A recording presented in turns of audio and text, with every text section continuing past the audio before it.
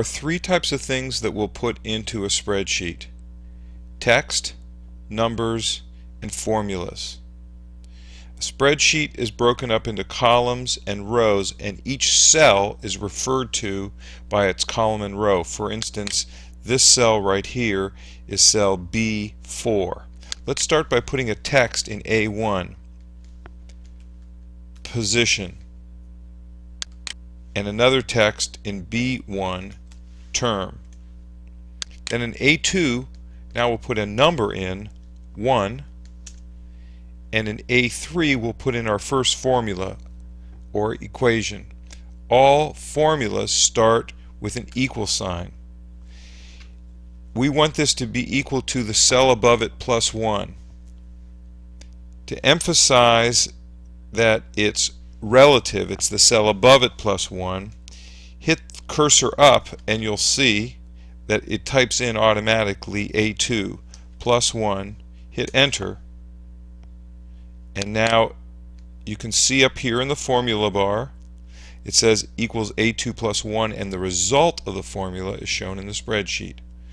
To fill down, move the cursor to the lower right hand corner and the fat plus turns into a skinny plus. Click and drag.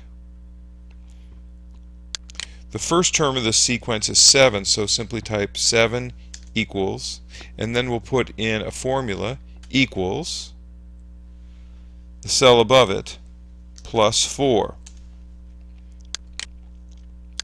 If we drag that down, you can see that it increments by 4 each time. A quicker way to drag down is to double click in the lower right hand corner.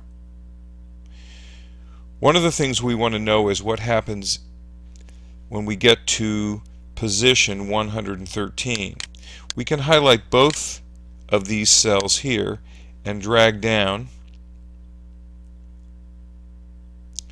until we get past 100, and we can see that the 113th cell is in the 113th position is the term 455. We can't see the column headings anymore, so sometimes it's helpful to move back up to the top and use this splitter bar and pull that down a little bit, and then we can have two panes. So we can see the column headings, we can see the first few rows, but we can also see this row down here. This should be enough to get you going with Excel.